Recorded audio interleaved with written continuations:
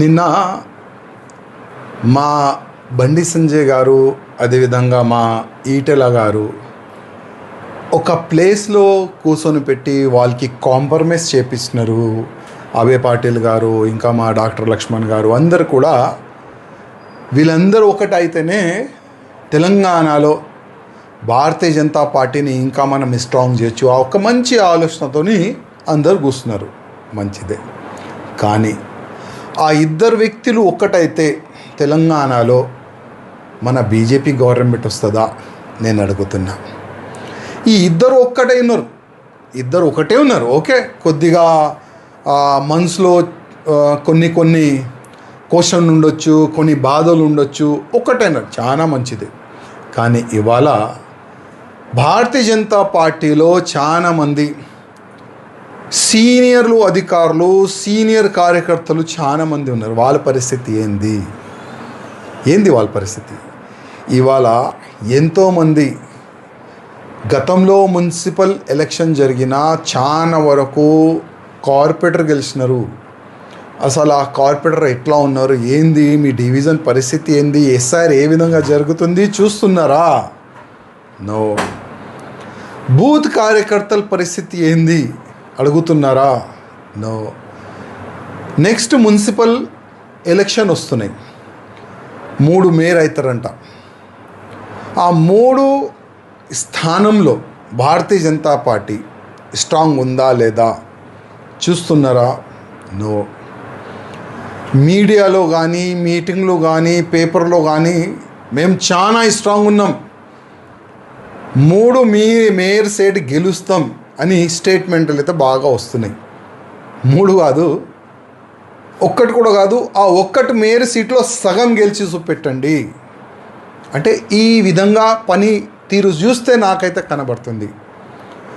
రామచంద్రరావు గారు భారతీయ జనతా పార్టీకి అధ్యక్ష అయి కూడా దాదాపు సంవత్సరం అవుతుంది. కానీ రామచంద్రరావు గారికి కొంతమంది ఆ అధ్యక్ష పదవిలో రావద్దు, కాంపిటీషన్లో మా రామచంద్రరావు గారికి కూర్చొని పెట్టినారు. ఆయన ఎంత బాధలు ఉన్నారో అది మాకు తెలుసు. ఎందుకంటే చేతులు కట్టి ప్రెసిడెంట్ను పని చేయంటే ఏ ప్రెసిడెంట్ కూడా పని చేయలేడు. ఒకటే ఒక వ్యక్తి మేము చెప్పినట్టే రామచంద్రరావు గారు పనిచేయాలి, ఆయన పైన ఒత్తిడి చేస్తే రామచంద్రరావు గారు ఎట్లా పనిచేస్తారు? రామచంద్రరావు గారు వచ్చే మున్సిపల్ కార్పొరేషన్ ఎలక్షన్, ఆ కార్పొరేషన్ ఎన్నికల్లో చాలా వరకు సీట్లు గెలిస్తే మీకు పేరు వస్తుంది. ఒకవేళ ఇప్పుడున్న కార్పొరేటర్లో సగం వస్తే అది మొత్తం మీ పైననే రాలేస్తారు.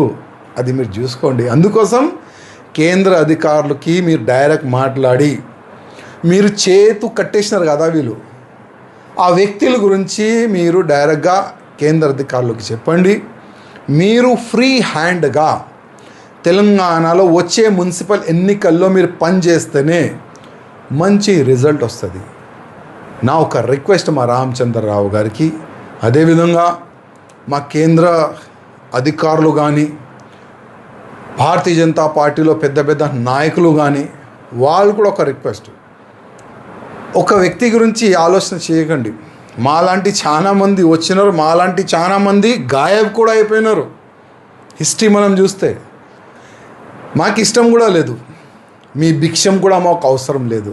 కానీ రిక్వెస్ట్, నాలాంటి చాలామంది కార్యకర్తలు ఉన్నారు, ఒక్కసారి తెలంగాణలో డబుల్ ఇంజన్ గవర్నమెంట్ రావాలి, భారతీయ జనతా పార్టీ గవర్నమెంట్ రావాలి, కాషాయం రాజ్యం రావాలని చాలామంది కలలు చూస్తున్నారు.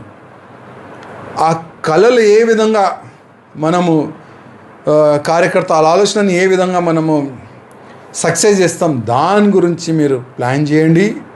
ఆ 2-3లో ఉంది కదా ఈగోయిజం, ఆ ఈగోయిజంని పక్క పెట్టండి. లేకపోతే కేంద్రంకి వీళ్ళ ఈగోయిజం వల్ల, వీళ్ళు రాజ్యం వల్ల ఎంత డ్యామేజ్ జరిగింది పార్టీకి, అది కేంద్ర అధికారులకు చెప్పాలని మా రామచంద్రరావు గారికి నా ఒక రిక్వెస్ట్.